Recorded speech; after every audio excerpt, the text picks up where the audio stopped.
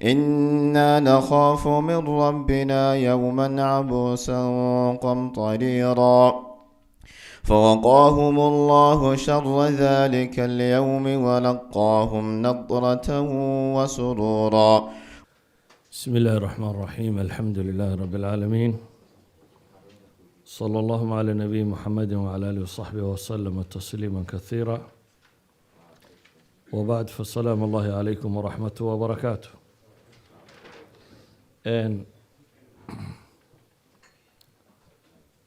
waxaynu maanta bilaabi doonaa in sha allahu tacaala in argumentiska ama dooda mulxidiintu qabaan iyo dooda ay qabaan dadka mu'miniinta ahi. waxaan usoo horeysiin doonaa yani dooda mulxidiintu ay qabaan waxaa ka mid ahayd almaadda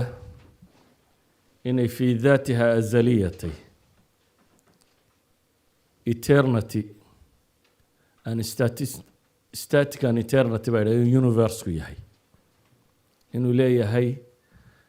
isbeddel aanu lahayne weligii uu soo jiray, weligiina jiri doono.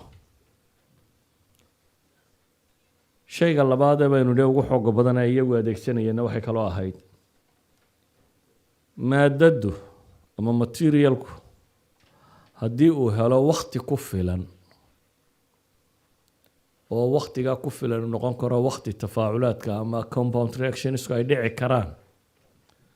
oo dheer wixii la rabaaba inay coincidentally ama iyadoo aan wax purpose laga lahayn ama intention aanu jirin inay samaysmi karaan. yani qadiyadu inay tahay chance and coincidence inay ku samaysmayso. labadoodaasi daliil ama labadaasi waxay uga dan lahaayeen inay ku dumiyaan adilada ay qolada iimaanku rumaysan yihiin, oo koow uu ka mid yahay daliilu takwiini waliijaad ama daliilu lkhalq ama burhaanu lkhalq iyo daliilu alcinaaya walnidaam. haddaba soo duuduba waxaynu leenahay in la rumeeyo alle subxaanahu wa tacaala ama dunida tan ilaah abuuray inay leedahay waxay culammadii hore deliishan jireen, gaar ahaan falasafadii iyo cilmulkalaamkii burhaan la yidhaahdo ama daliil ama argument la yidhaahdo, burhaanu liijaad ama burhaanu lkhalq ama burhaanu lxuduuth, intaba waa la yidhaahdaa. burhaanka abuurka ama soo darinta ama ahaanshaha. laakiin modern philosopherska iyo culamadan dambe sciencesku waxay u adeegsadaan oo yidhaahdaan iyagu cosmic argument bay yidhahdaan. cosmic argument. cosmic argumentku sida uu dhigan yahay waa si kooban. waxaynu odhan karnaa asal waxa uu aayadda qur-aan ee ilaahay leeyay أم خلقوا من غير شيء أم هم الخالقون أم خلقوا السماوات والأرض بل لا يوقنون. dadkan waa ma waxa la abuuray wax la-aan? Do they came from nothing? mayay iska yimaadeenuun just waxa la arkuun iyagoo ah, mise am hum lkhaaliquun, mise iyagaaba is abuuray oo iyagaa kuwa wax abuuray? cirkan iyo dhulkan ma iyagaa sameeyey baa ilaahay leeyay subxaanahu wa tacaala. bal laa yuuqinuun, ma rumaysna baa la yidhi subxaanahu wa tacaala. sidaa awgeed burhaankani wuxuu ku salaysan yahay aragtida odhanaysa laba muqadamo ama laba premises iyo natiijo conclusion. labada muqadamo iyagoo kooban waxay yihiin, waxay dhahaan kullu mawjuudin lahu bidaaya. kullu mawjuudin lahu bidaaya laa budda lahu min masdarin saabiqin calayh. weedhaasi waxa weeyaan wax kasta oo mar bilaabmay, u fiirsa hadda, shardiga ku xidhan waxa weeyaan wax kasta oo mar bilaabmay waa inuu leeyahay masdar saabiq wax ka horreeyay oo bilaabay wax kasta oo mar bilaabmay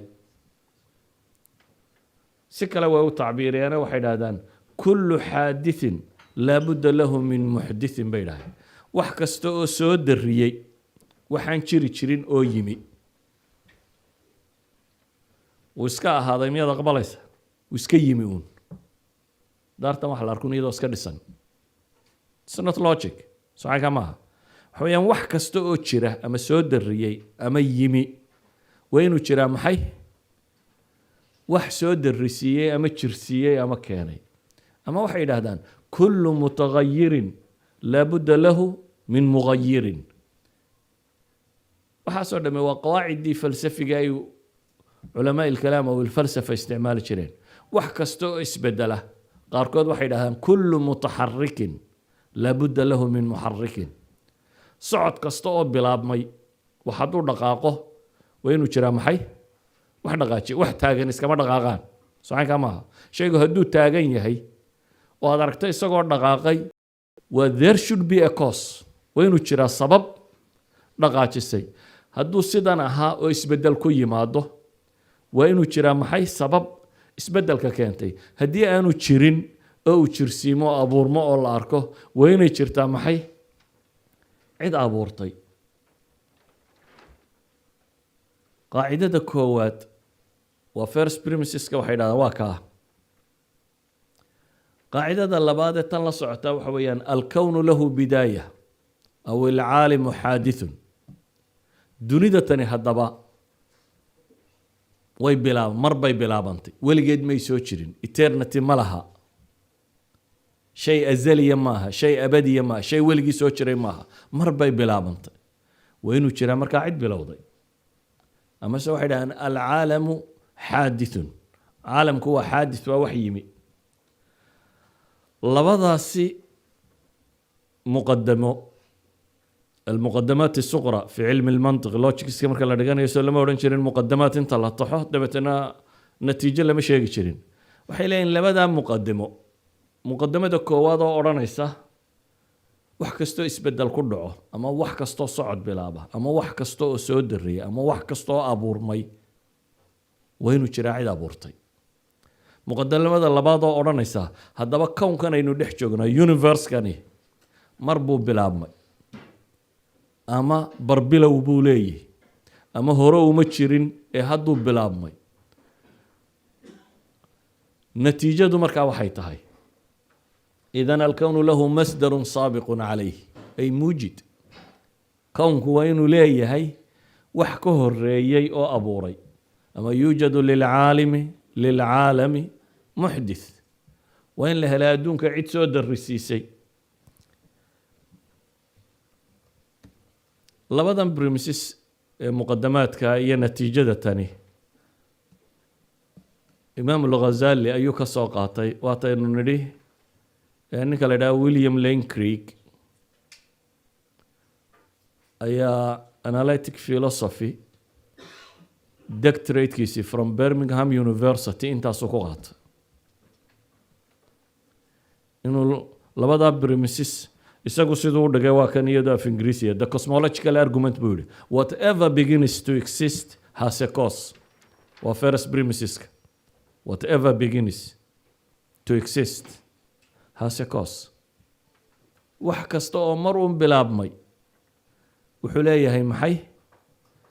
wax bilaabay premiseska labaad waxa weeyaan the universe began to exist adduunka kani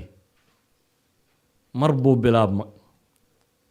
natiijadu therefore the universe has a cause where does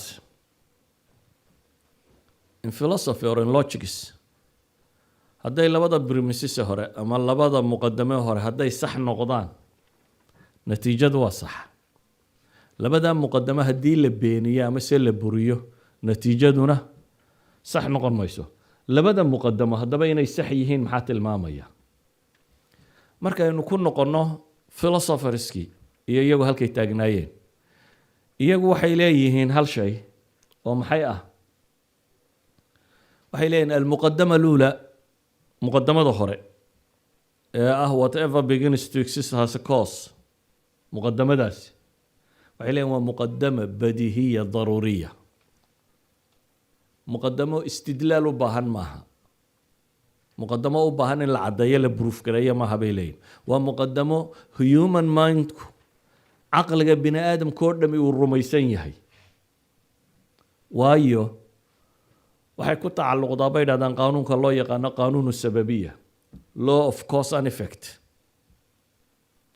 muqadamada koowaad waa law of cause and effect waa burhaan caqliya oo bini aadamku wada rumaysan yahay sida awgeed cid rumaysan waxbaa iska dhaca iyadoo wax sababay aanay jirin ma jirto dunida ma dhici karto waxay yidhaahdaan xataa saaxirku kuwa ku jeesjeesa cid tidhaahda meelaan waxba jirin baan wax ka ahaysiiyey saaxiruun baynu aragnaa soo maaha saaxir baa tiyaatarkiisa soo taagaa koofiyaddu soo rogaa oo waxbuu akhriyaa dabeetana bakaylo yar buu halkan dhigaa saxankaa maaha waxay dhahaan xataa saaxirku hadduu rabo inuu sixirka sameeyo there should be waa in saaxir iyo koofiyad iyo intan lahay haddii kale bakaylo ma yimaadeen soo maaha haddaan saaxirka iyo maxaa la yidhaha koofiyadda iyo waxaan ismarmarinaya haddaanu haynin triggaasi wuxuu doonaya baa ku salaysnaado haddaan intani joogin suurtagal ma aha inuu yidhaahdo bakayla meesha yimi premiseskaasi ama qaacidadaasi bay yidhaahdaan daa'ifo yar oo mutashakikiin ah ayaa ka shakisan laakiin bini aadamka inta ugu badani way ogolyihin david hume iyo midhadh la mid ah waa qolada aynu leenahay dadyaga qaarkood oo kuba doodaya salipalisa miyay yidhahdaan wixii aniga iga baxsani ma jiraan mise ma jiraan yani waxay ka shakisan yihiin ba caqliga bini aadamka iyo badihiyaadkiisa inuu wax fahmi kareen wax fahmi kareen qoladaasi maaha group wax badan la isku dawakhiyo qaanuunkaasi law of cause and effect waa qaanuun badihiya baynu leenahay waa axiomisku ka mid yahay waa waxyaabaha evidence aan u baahnayn ama proof aan u baahnayn waa waxyaabaha caqliga bini aadamka sida dhaba u rumaysan yahay haddaad computerkaasoo halkaa yaalay aada hadhow u timaado isagoo halkaa yaala iyadoon ku odhan in cid baa qaaday yaa qaaday baad isweydiinaysaa miyaad rumaysanaysaa bahalkunbaa halkan unbuu iska ahaada maya haddaad aragto geed halkaa ka baxay waxaad rumaysantahay in iniin lagu riday uun midhihiisa inuu ka soo baxay ciidunba geed iska noqotay wax rumaysana ma jiraan idan premiseska hore aan sheegayo waxa uu tilmaamayaa iyagu waxay yidhaahdaan qolada falsafadu waxay daliishadaan markay muqadamadaa joogaan iyadu waa muqadamo caqliya muqadamada labaad baan ujeedaa muqadamada labaad waxa weeyaan dunidu waa xaadis ama mar bay bilaabantay ama waa la abuuray ama mar bay samaysantay markaynu sidaan idhaahna macnaheedu waa maxay waa qadiya nadariya bay leeyihin qadiya nadariya qadiya nadariya waa maxay waa qadiya u baahan tadliil waa qadiya u baahan maxay reasoning waa inaad reason garaysaa premiseska labaad isagoo acceptable maaha in la reason gareeyo mooyaane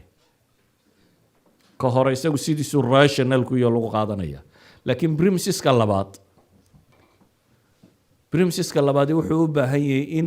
daliil la keeno maxaa caddaynaya inay dunidu mar bilaabantay waa halkaynu isku haynay iyagu waa kuwii lahaa maxay eternity bahashani weligeed bay soo jirtay filosofkii Jelenius la odhan jiray ayaa wuxuu leeyahay dunidu inay weligeed soo jirtay waxaa kuugu daliila buu isagu leeyahay cadceedan weligeed baa la arkay halkaa unbay ka soo baxaysay halkaana way ka dhacaysay no change waxba isma bedelin dayaxan halkaa unbuu ka soo baxay halkaana ka dhacay no change waxba isma bedelin waa intaan dee saynisku tatawurin laakiin waktigaaba isagoo uu jawaabayo imaam al-Ghazali buu wuxuu lahaa inay isbedel ku dhacay inaan isbedel ku dhicin الذبول ليس شرطا لازما بيدي كي هرا وحيدي عدد هدو يسبدل كو سعده waxaynu arki lahayd iyadoo si gamaarayso dimar iyadoo noqonaysa dee sii madoobaanaysa madoo kolba maalinta ka dambaysa faynusku isagoo sii baktinaya ayaynu arki lahay laakiin weligeed siday u caddayd umay u cadday buu tilmaamayay Ghazali wuxuu leeyahay shaygu markuu dhimanayo sharti maaha inuu soo dhinto shartigaaga aad laazimka ka dhigtay baan philosophically laazim ahayn buu leeyahay inuu soo madoobaado sharti maaha mar qulu bug wada odhan karaa idan in la yidhaaho weliga ayaanu arkayno way iska may soo baktinin sharti maaha buu leeyahay one time bay baktiyi kartaa maanta si waxaa la ogaya inay sii baktiyayso oo balaayiin yani millions of tons of energy bay daily sii daysaa energyguna waa maxay waa matter la dhalaaliyey ama si kale haddaan u tilmaamo hydrogen atoms bay waxay u bedeshaa maxay helium atoms dabeetana energy bayna siisaa idan helium atomsku waa aashkii waa xabada marka la gubo dambaskii ka hadhay beri hore aynu arki lahayn iyadoo wada dambasa hadday weligeed soo jirtay maanta scientifically bay proofed tahay inay sii dhimanayso laakiin waqtigaa may jirin adilo science ay caddayn karaan laakiin wuxuu la isticmaalaya adilla caqliya dabeetana wuxuu lahaa imaam al-Ghazali sharti maaha inay sii baktideen mar quraba waa wada dhiman kartaa daliilkan haddaba imaam al-Ghazali isagoo laba shay buu daliishanayaa masale falsafiya iyo masale xisaab riyaadiyaat masalada falsafiga wuxuu leeyahay waxay ku tilmaamaan التسلسل والدور ممتنع bay yidhaahdaan tasalsulku waxa weeyaan in la yidhaahdo si maalaa nihaaya infinity kan baa kan abuuray kana kan buu sii abuuray kana kan buu sii abuuray kana kan buu sii abuuray kana kan buu sii abuuray kana kan buu sii abuuray up to infinity in mathematics infinity waxa la yidhahdaa jira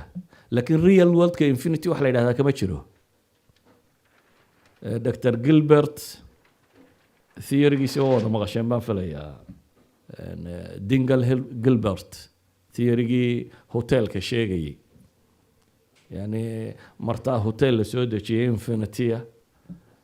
dabeetana hotelku wuu wada buuxaa infinity buu buuxaa markaasaa marti kale ku timi oo infinity weli boos waa loo heli karaa buu leeyahay mathematics wax la odhan karaa idinku waxaad degtaan odd numberska 1 3 5 waa infinity even number kun baneeya way soo galeen kuwa kalena idan wuxuu leeyahay real worldka wax ka jira maaha ala kulli xaal inaan idin sii mashquuliyo ma rabo soo duuduba waxaan leenahay atasalsul waduur duurkuna waa annaka baan abuuray isna isaga abuuray ama ana is abuuray labadaasi philosophically in logics waa mumtanic bay dhahdaan suurtagal maaha therefore waa inuu jiraa cid abuurtay warkaasoo dhan markaynu soo duuduubno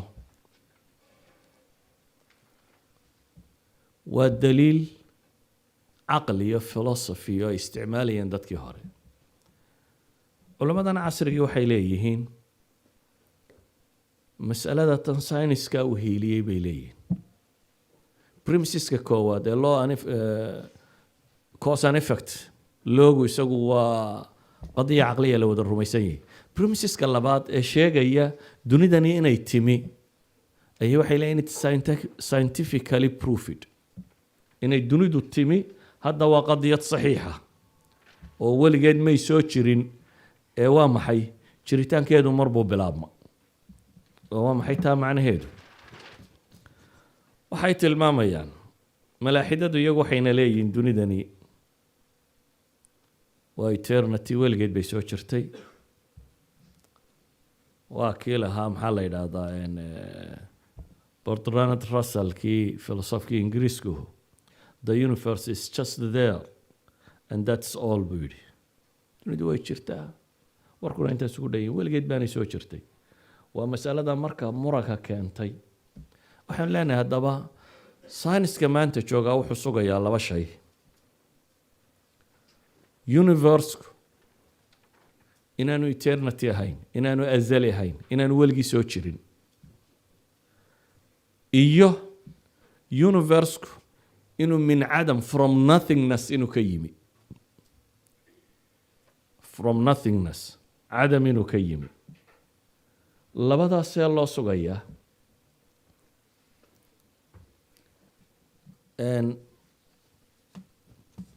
iyagu saynis yahanadu qaar ka mid maalan dr frank allen 40 sano nin professor ahay oo maxaa la yidhahdaa canadiana wuxuu leeyahay su-aasha haddaynu isweydiino dunida yaa abuuray 4 probability unbaaba jira buu leeyahay probability afraad ma dhici karo waa inay dhahno duniyiba ma jirta innaga riyoonayna waa khayaal iyo inaynu dhahno maxay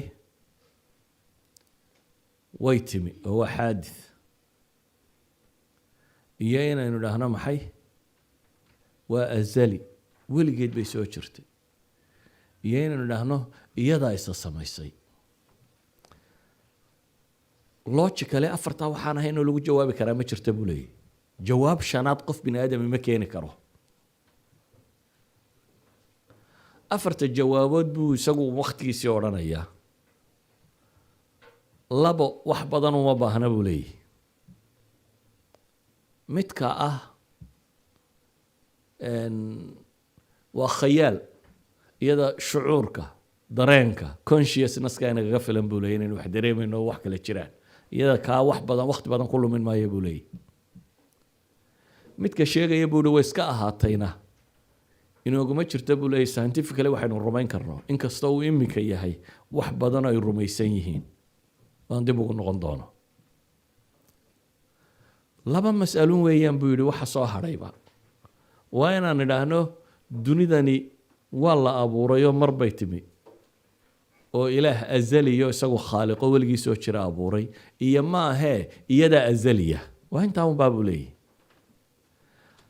haddaba haddii aan burin karna buu leeyahy iyadaa azaliya haddaan burino jawaab soo hadhay ma jirta buu leeyahy inaan idhaahno khaaliq abuuray bay leedahay mooyaane jawaab kaloo soo hadhay ma jirto haddii aan premiseska ah eternityga haddaan dubinna buu leeyahy oo scientifically la disproof gareeyo jawaab kaloo soo hadhay ma jirta buu leeyahy in la yidhaahdo maxay creation waa la abuuray in la yidhaahdo mooyaane jawaab kale ma laha buu leeyahy inaanay weligeed jirin thermodynamic law baa inoo sharxaya buu leeyahy culamo badan oo maanta saynis yahana iyo kuwa horeba qaanuunkaasi aad bay u daliishadaan second law of thermodynamics qaanuunu carno second law of thermodynamics muxuu sheegay waa xasuusta maleedi qodobadii newton second law of thermodynamics si fudud haddaan u tilmaamo wuxuu sheegayaa energygu ka soo qaad kulaylku inuu shayga kulul ka yimaado oo qabto maxay shayga qabow ilaa iyo ay gaadho maxay ay sinmaan socanka maaha haddaan koobiyo 100 degree halkaa dhigo oo muddo uu joogo muxuu noqonayaa akhirka room temperature buu yeelanayaa dee socanka maaha marka waxaynu haynaa energygu inuu socdo ka kulul inuu ka yimaado uu qabto maxay ka qabow cagsiga miyuu socdaa maya yani laba shay oo midna 50 degree iyo midna 75 degree yahay kan 50 degree miyaan ku biirin karnaa kan si uu noqdo kan 120 degree kan 0 degree uu yimaado maya xagga kale u socon kartaa second law of thermodynamics markaa wuxuu sheegayaa useful energy-ga waxay yidhaahdaan ama jiritaanku in anthropigu ku bato يعني useful energy-gu inuu yimaado مثلا wax kasta inay gaboobaan buu sheegayaa مثلا gaadhaad halkaa dhigtay waad iska daysay muddo markuu yaalo maxaa ku dhacaya disorder wuu sii xumaanaya marka time-ku bay leeyihiin waa wax keena maxay disorder inuu shayga ku dhaco inuu shaygu sii daalo second law of thermodynamics wuxuu sheegayaa buu leeyahy dunidani hadday weligeed soo jirtay oo timekii maanta wixii ka horreeyay hadduu forever ahaan lahaa maynan soo gaadhneen nolol dhammaanteedba ama waxay ku tilmaamaan mowt xaraariya mowt alxaraari thermodeath ayuu gaadhi lahaa mowt xaraarigu waa maxay yani waxa weeyaan cadceedda dhulka xidigaha waxaan oo dhami temperaturekooda wuu sinaan lahaa nololina ma jirteen maadaama ay weli kala kulushahay oo xidigo kulul cadceed kulul iyo kuwo qabooba ay jiraan macnaheedu maxay sheegaysaa still inay cadceeddu energy ina siinayso socankaa maaha inna waxaan sheegayaa ma idiin muuqanayaan yani cadceeddu maalan cadceedda qura soo qabo hadday weligeed soo jirtay maynan soo gaadhneen de way maran lahayd ilan timeka aad qaadatay waxa weeyaan time a maxay infinity time abadiya time weligii soo jirtay hadday weligeed soo jirtay aynu ognahayna hydrogen atomiskeedu inta fusion uu ka dhaco inay noqoto maxay helium atoms waxaynu maanta cadceeddu waa inay wada ahaan lahayd maxay wada helium waxaan leenahay haddii dunidu weligeed soo jirtay maanta shay kulul iyo shay qaboobay waa inaanu dunida kor oolaadeen universe-ko dhamme waa inuu noqon lahaa maxay the same temperature maadaama universe-ku uu yahay different temperature uu jiro macnaheedu waxa weeyaan still time is going weli wakti dhoweyd bay soo bilaabanto waa tan weli kulul yacni koob biyo kulul haddaan halkan dhigo oo aada soo noqoto timaadid intaa baxa soo noqdo aada u timaadid koob biyo kulul halkan yaalla maxaad garanaysaa in mar dhoweyd la dhigay soo maaha miyaad rumaysanaysaa 50 sannadood buu halkaa yaalay koobka biyo kulul waayo waxaad leedahay second law of thermodynamics baa wuxuu sheegaya hadduu 50 sannadood yaalla inuu room temperature-ka yeesho saxanka maaha haddiiba aynu arkayna bay leeyihin dunidoo shay kululiba dhex yaallo xidig cadceed wuxuu doonayaba ha noqdo dunidoo shay kululi yaalla haddaynu arkayno waxay daliil u tahay inay wakti soo bilaabantay inaanay weligeed jirin hadday forever jirtay waxay noqon lahayd koobkaa biyaha aynu leenahay hadduu 50 sannadood jiro maxay wuu dhiman lahaa room temperature buu noqon lahaa it should die waa inay mowt xaraariya ku dhacdaa saa daraaddeed waxay leeyihin second law of thermodynamics wuxuu sheegayaa dunidadan ama universe-ku inaanu azali ahayn inaanu weligii soo jirin waayo still waxaynu haynaa chemical compounds dhacaya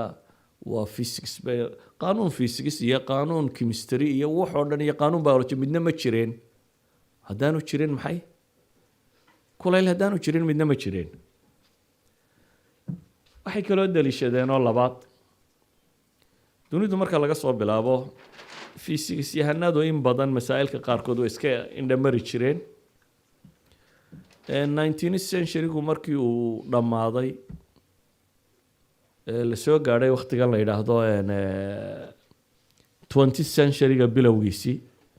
20th century-ga bilowgiisii saynis yahanada in badan oo ka midi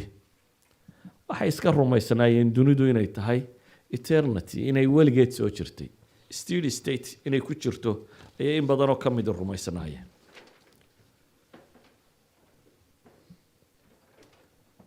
waxaynu naqaanaa 1905 iyo 1915kii inuu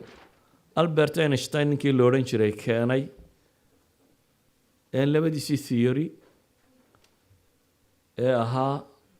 general relativity iyo special relativity labadiisa theory ee ninkani keenay albert einstein la yidhaahdo waxaynu naqaanaa inay ka soo horjeedeen ama si kale aynu nidhaahno inay extension u ahaayeen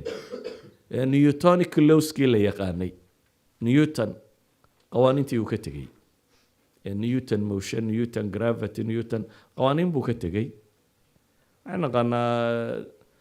classical mechanics waxay yidhaahdaan wuxuu shaqeeyaa marka aanu speedku xoog u dheeraynin hadduu speedku xoog u dheeraynayo waxaa la isticmaalaa maxay waa laga tagaa newton lowski waxaa la qabtaa maxay special relativity is equal to mc square-kiini haddii shaygu uu size-kiisu aada u yar yahay oo atomka iyo gudihiisa waxa ka yaru noqdo waa laga tagaa newton gravity lowgiis iyo wixiisii oo dhan waxaa la qabtaa maxay quantum mechanics hadduu shaygu aada u weyn yahay oo universe-ko kale yahay newton lows waa laga tagaa waxaa la qabtaa maxay general relativity in physics general relativity wuxuu sheegayay calculationkiisii markuu sameeyey yacni waa gravity-ga u dhaxeeya ajraamtan samaawiga waaweyn cadceedda dayaxyada galaxieska waxa kanisay soo hayaan iyo gravitational force-ka u dhaxeeya calculationkiisii markuu sameeyey ee uu aragtidan soo saaray Albert Einstein 1915 markii uu طبقay waxa uu muuqatay inaanay dunidu static ahayn wax taagan inaanay ahayn calculation-ka waxa ka soo baxay dunidu ama way yaraanaysaa ama way ballaaranaysaa waa labada midoon maba taagnaan karto community-ga science-kuna masalada ama rumaysna dunidu inay static tahay universe-ku in jirta inuu yahay bes mana yaraanayo mana weynaanayo waa static waana eternity ayay rumaysnaayeen calculationiskii Einstein waxay sheegeen bahashu inay ama yaraanayso ama weynaanayso dabeetana Einstein wuxuu bilaabay waxa uu yaqaaneen Fudge constant salaxashaysan buu ku sameeyay maxaa la yiraahdaa qaacidadiisii physics-ka ahaydoo shay constant buu ku daray oo mathematical equation-ka ku ilaalinayo oo ka dhigaya inay noqoto marka constant thabit kowniga ama constant marka la isticmaalo inuu noqdo qaacidadu mathematically inaan equation-ku isbedelin laakiin qaacidada physics-kii way faaftay wiil dhalinyaro dhowr iyo 20 jir ah oo Alexander Friedman la yidhaahdo Russian ayaa qaatay fikraddii Einstein calculationiskiisii yacni qaacidadii general relativity-gii buu qaaday dib buu universe-ka iyo qadaayaadkiisii u calculate gareeyey wuxuu soo saaray inaanay dunidu taagnayne inay expansion inuu jiro wuxuu leeyahay saana sax maaha ama waa inay expand garoobaysaa ama waa inay maxay yaraanaysaa weliba buu leeyahay wax yar haddii lagu daro dunidu siday tahay way isbedelaysaa socodkeedu wuu isbedelayaa Albert Einstein markii loo sheegay masaladaasi muu aqbalin dee saynisyahanadii kalena ma aqbalayaan qaacidadiisii baa lagu dabaqotaana uu diiday it's suspicious buu ku jawaabay waa qadiya muriiba shaka ku jira saad wuxuu xisaabisay yani kaanama inanka calculationkiisu aanu saxayn waa 1922 haddana 1927 ayaa nin kale oo physician ah physics-ka culamada physics-ka ka mid ah ayaa wuxuu calculation sameeyey waa George Lamartine waa saynisyahan Belgium isla markaana wadaad ah waa wadaad Kristan ah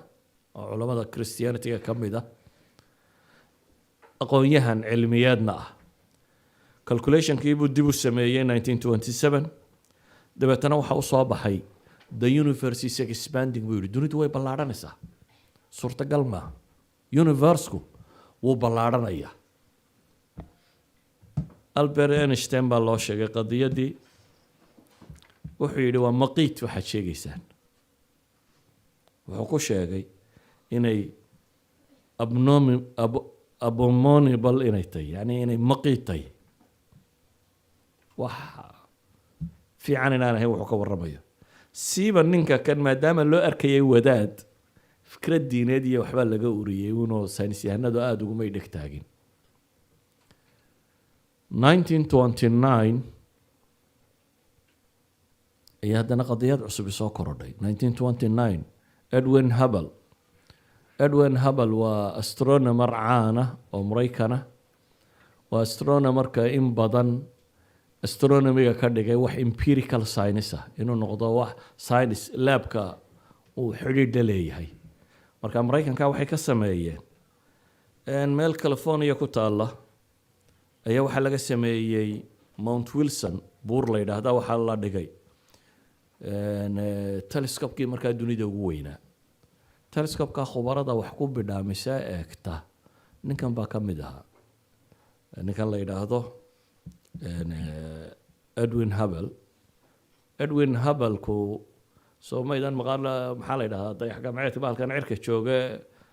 هابل تلسكوب كسوما مغشان ويعني إن كان احتراما له بمجلسي لو بحيه كان إدوين هابل كواكا إدوين هابل cirkii iyo dayaxyadii wixii uu eegayay waxa uga soo baxday waxay yidhaahdaan red shift alizaaxa alxamraa red shiftku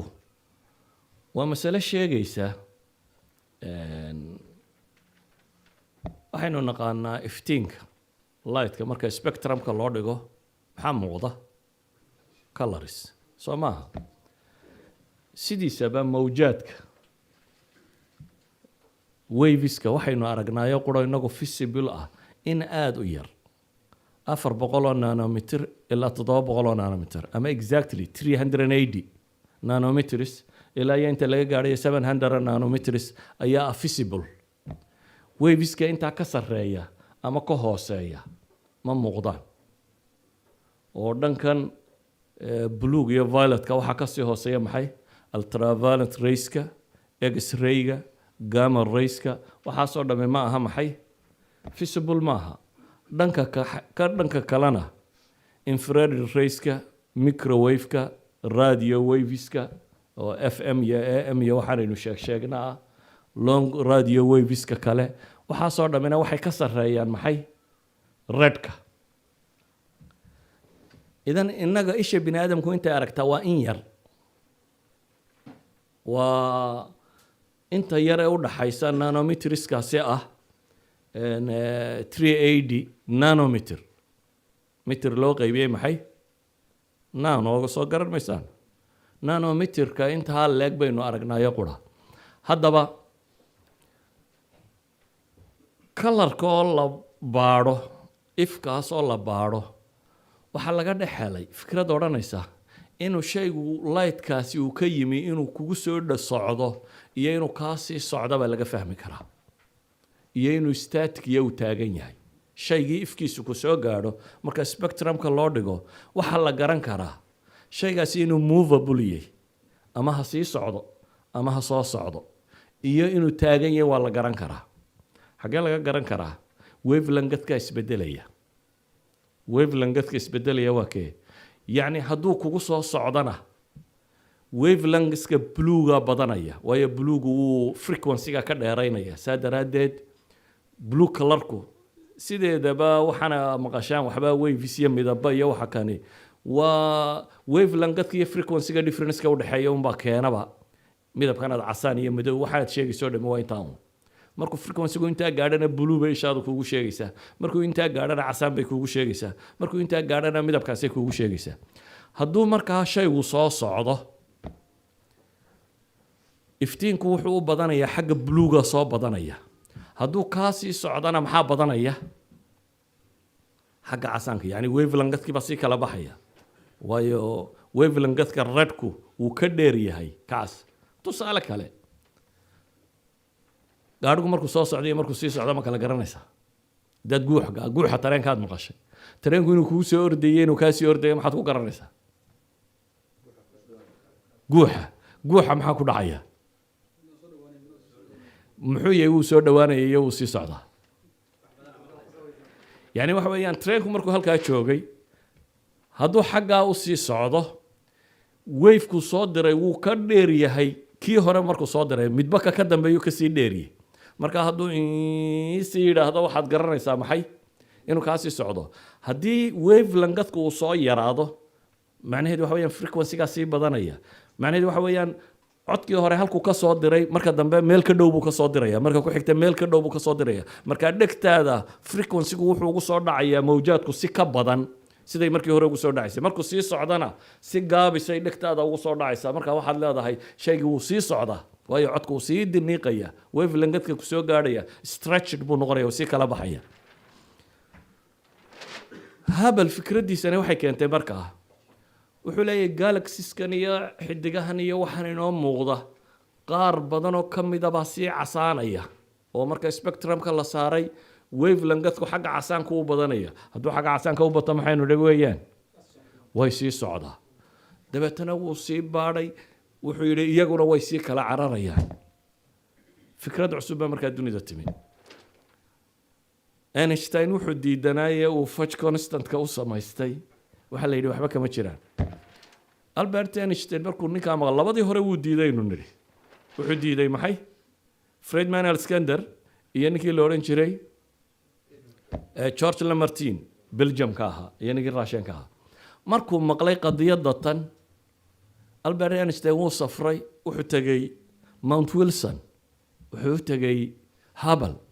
wuxuu hubiyey waxaanu sheegaya Hubble-ku inuu sax yahay wuxuu arkay dabeetana wuu calaacalo wuxuu yidhi khata'i cilmiga ugu weynaaye weligay aan galo waa bahashaan inta yar ku salaxay buu yidhi. Albert Einstein kii la dhahaa waa caqligii physics-ka ugu weynaaye qarniganba soo maray ama taariikhdaba waxay dhahaan waa physics-yahanka ugu weyna soo maray. Albert Einstein markaas wuxuu qiray qadiyaddan inay jirto laakiin qolo kale ay mari weyday siiba malaaxidadii waayo haddaad tidhaahdo dunidu way sii ballaadhanaysaa haddaad tidhaahdo ninkan George Lamartine la yidhaahdo ayaa wuxuu leeyahay Primevol wax la yidhaahdo wuxuu leeyahay atamkii koowaad ee dunidu ka baxday hadday iminka sii socoto filimka haddii dib loo eriyo maxaa dhaca يعني فيلم كمركز سانو دعوات استاد هذا دبو إريدو شريط كهالكي هاد كتكتاتي سامعها دوني دوي إمك واحد لقاطي إني سيب اللارانس صحيح كمان هذا إنه شلي إنتي لك بركة ويكيريت إنتي ما تلاقت دور هذا إنتي لك ويكيريت إنتي شلي لك ما أنتي كور بسنة كور إنتي لك ويكيريت سنة كور إنتي إذا واحد لتجي يا بيلي وقت أي محين نقطة just like an atom bay leeyihin less than an atom singularity waxay physics-ka ku yidhaahdaan singularity-gu waa meelaan qaanuunka physics-ku shaqaynin waa blank dimensions baa la dhaafay Max Planck soo dimensions laynooma dhigi jirin la yidhaahdo surcada ugu yar ee la arki karo distance-ka ugu yar ee la measure garayn karo time-ka ugu yar ee la measure garayn karo everything waxa ugu yar wuxuu dhaafayaa bay leeyihin all physics loo marka halkaa la gaadho waa stagnant qaanuun ma jiro meel bila qaanuun ay tagaysaa tacbiir kale waxay yidhahdaan nothingness bay tagaysaa haddaba waxaa soo kordhay fikrad odhanaysa dunidu inaanay static ahayn Edwin Hubble fikraddaa markuu keenay oday ingiriis oo mulxidaa diiday oo yidhi dunidu yes expansionku wuu jiraa laakiin markastoo ay ballaadhato wax kala ka dhex samaysmayo way samaysmaysaa way buuxsamaysaa ma spaceku isma dhimayo wax materialku isma dhimayo material cusub samaysmay xidig cusub samaysmay wax walba cusub Fred Hoyle oday la yiraahdo oo mulxid ahaa oo ingiriis oo fiisiyaanada ugu roon ka mid ah ayaa fikradda qaatay waliba group kalena way u taageereen mulxido dhame waxay dhahaan haddaynu aqbalno dunidu inay mar samaysantay oo inta dib u celino dhaana mar bay samaysantay de waa creation baynu aqbalnay ilaah baa abuuray markaas bay tagaysaa si aan taasi u dhicin waa in la yiraahdaa maya weligeed ba sii ballaadhatee haddana hoosdun baa bob-ups kale ka baxayeen oo way staanun bay ahayd ee maray yarayd ma jirto bob-upkani markuu soo baxun bay sii ballaadhanaysay laakiin maray yarayd ma jirto fikradda waa steady state-ka waxay yidhaahdaan steady state-ka markuu fikraddaasi keenay qolo kala taageertay oo waxaa la yidhi Edwin Hubble calculationskiisa meelaha qaldamay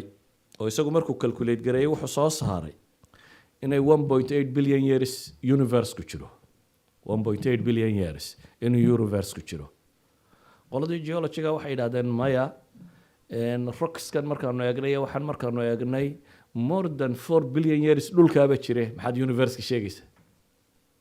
dhulkaaba wuxuu jiraa inkastoo dee muran badani uu ka jiro billion yearskan sida loo xisaabiyo 300 system baa jiro wax lagu xisaabiyo waa difference badan iyo muramo badan baa ka jira haddaad u baahan tahay professorka Molin la yidhaahdo website buu leeyahay Swedishka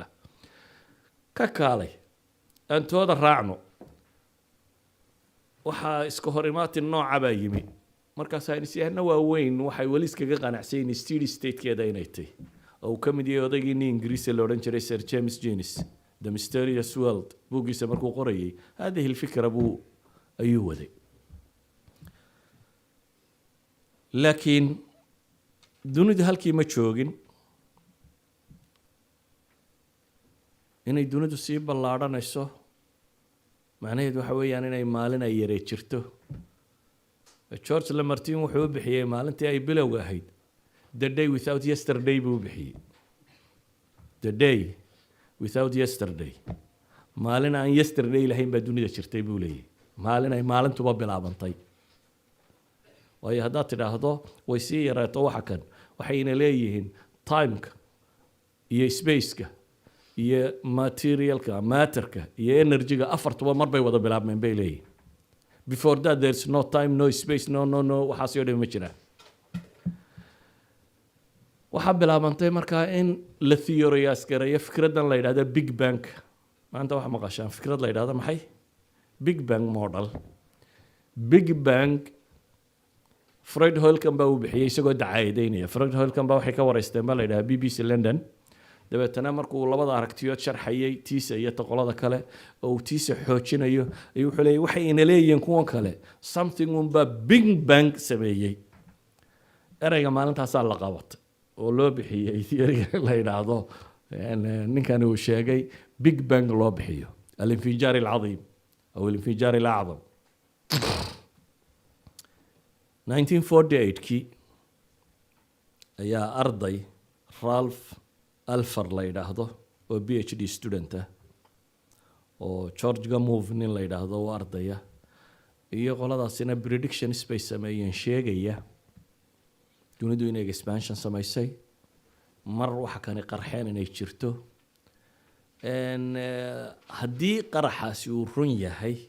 waa in la helaa waves microwave ah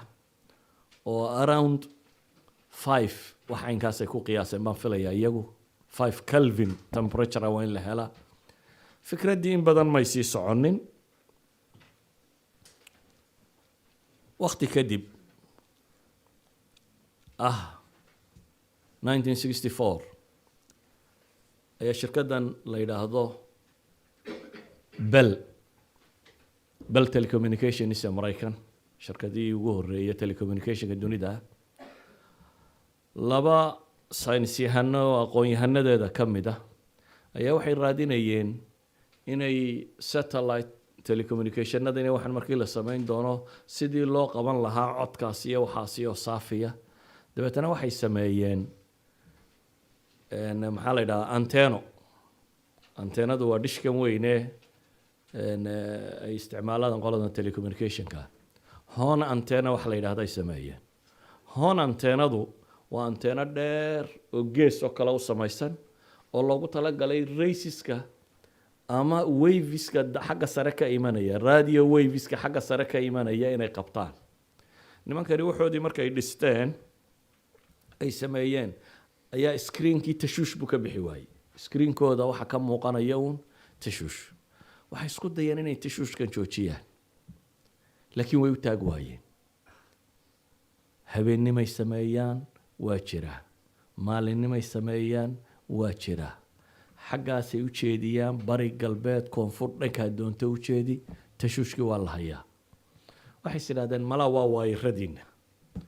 electrigii baa dib loogu noqday waa la hagaajiyey waa la sameeyey waa screenkii weli tashuushkii buu hayaa. way aqbali kari waayeen. dabeetana markii dambe yidhahdeen war babasha gudaheeda aan baadhno xamaam baa lagu arkay. dabeetana waxay dhahdeen war waa biganiskan waa xamaamkan baa waxaan sameeyey. xamaamkii baa la qaaday waxay dhahdeen meel baa la geeyey waxoodii bay wadeen haddana uu soo duulo dib uu galay mar kale ay ururiyeen waaba laayeen xamaamkii waa laga dilay. maca xamaamkii tashuushkii waa la joojin kari waayey. meeluu ka imanayana waa la garan waayey. kadib ayay waxay maqleen Princeton University qolo physics yahanaha oo raadinayo le Big Bang markuu dhacay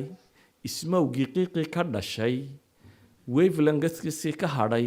waa inay jirtaa microwave la qiyaasi kara maanta haddii uu sax yahay bahalkaasi. nimankii ka mid oo la xidhiidheen qadiyadii baa la isla eegay waxaa la rumaystay inuu yahay waxaan tashuushka samaynayay Big Bangu markuu dhacay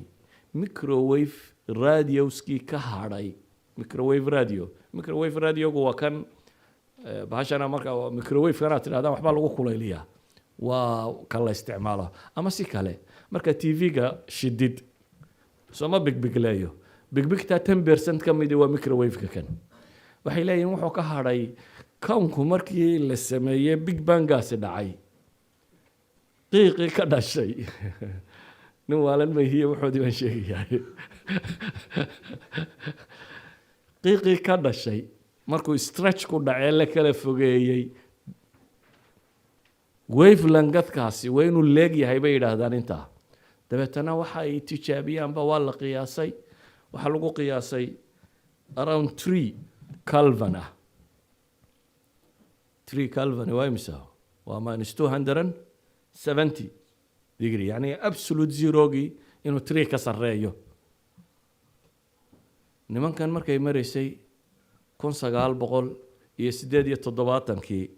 ayaa Arnold Benzies iyo Robert Wilson Nobel Prize Physics lagu siiyay inay noqdeen nimankii koowaad ee sheega bahashaasi mar labaad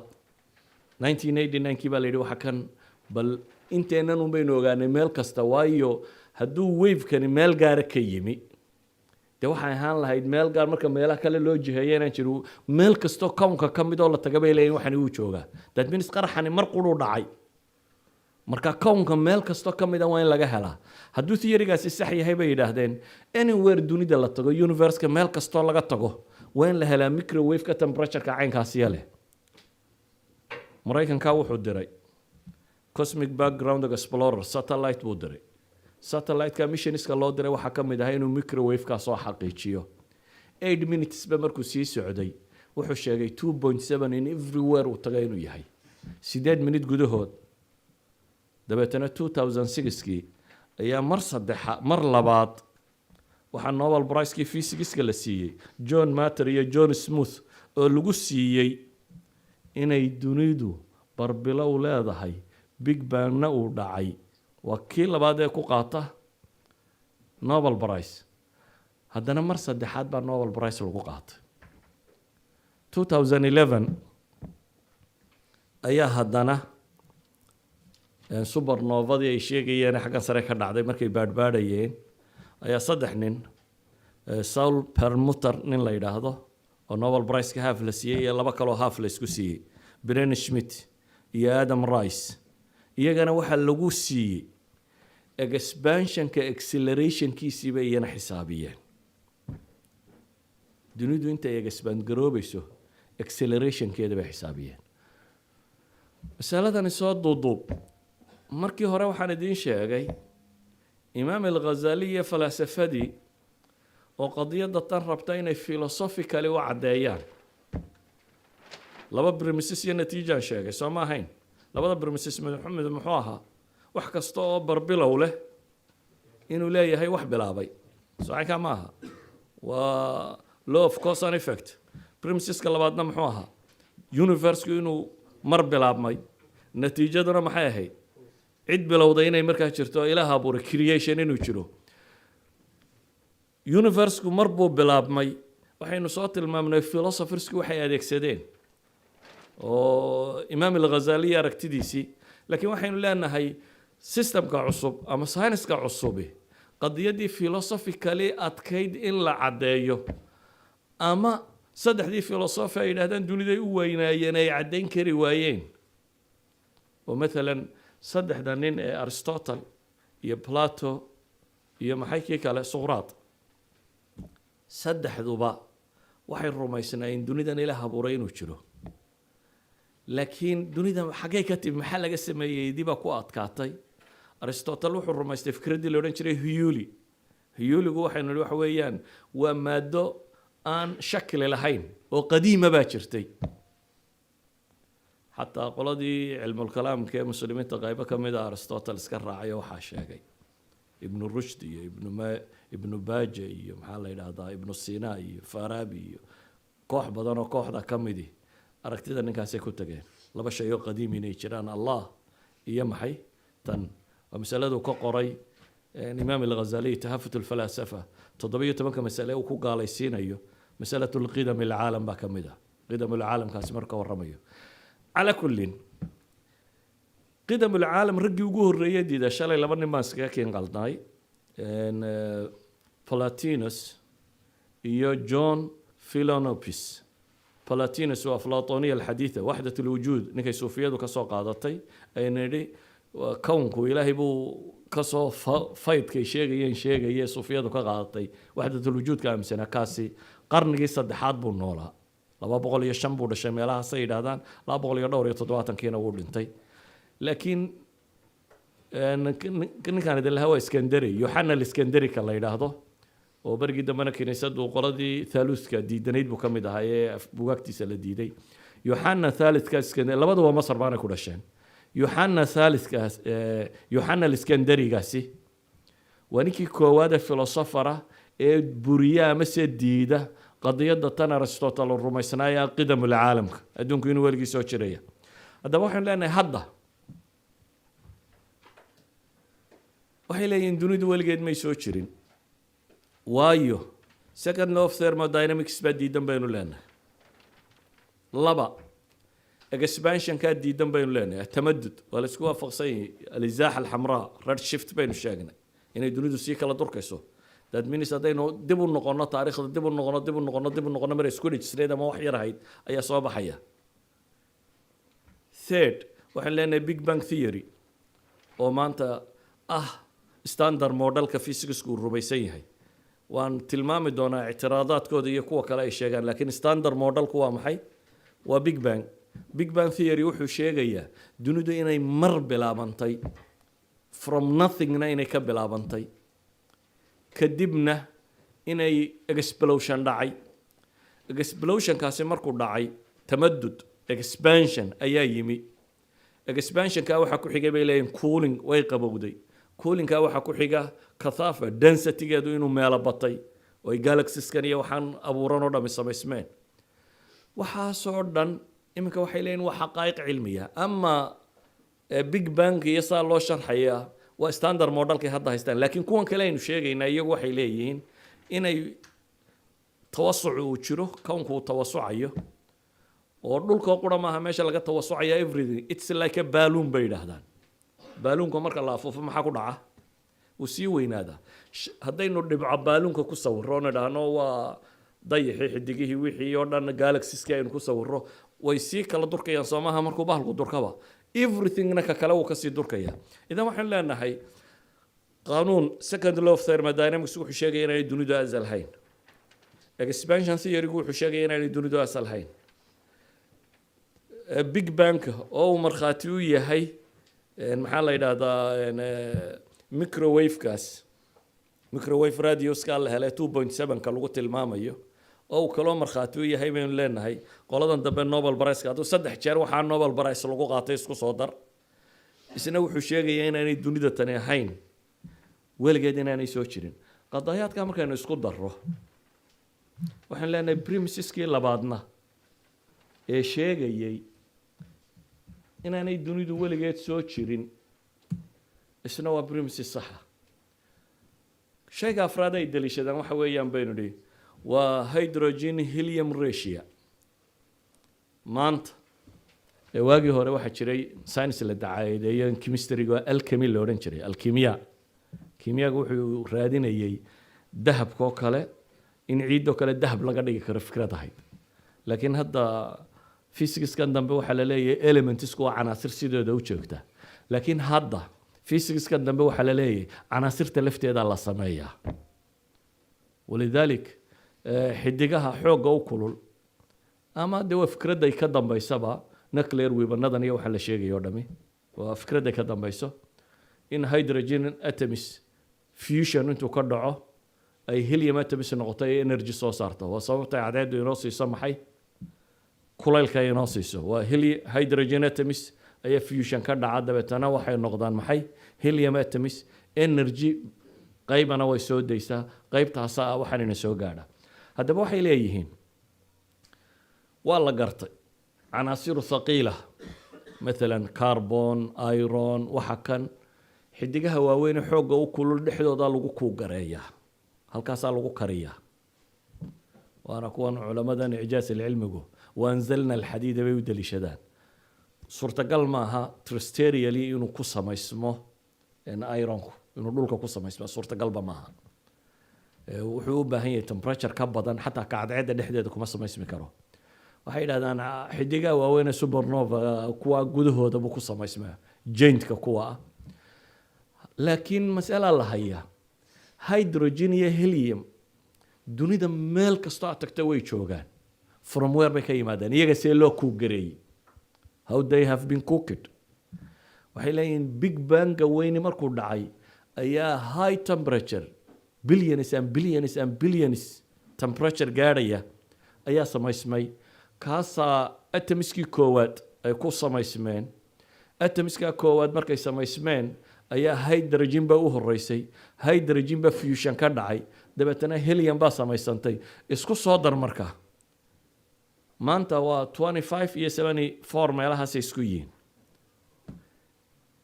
25% iyo 74% anywhere aad tagta bay leeyihin taasi waxay caddaynaysaa bay leeyihin mar inuu big bankana jiray maadaama meel kasta laga helayo helium and hydrogen waxaasiya haddaba waxaynu leenahay الدليل الأول للملحدين وحوها إن الدنيا static and eternity inay weligeedna soo jirtay isbedelaan ku dhacaynin labadaba waxaan leenahay scientifically disproved weligeedna may soo jirin dunidu mar bay bilaabantay bal imika waxay ku tilmaamayeen inay jirtay 13.7 billion years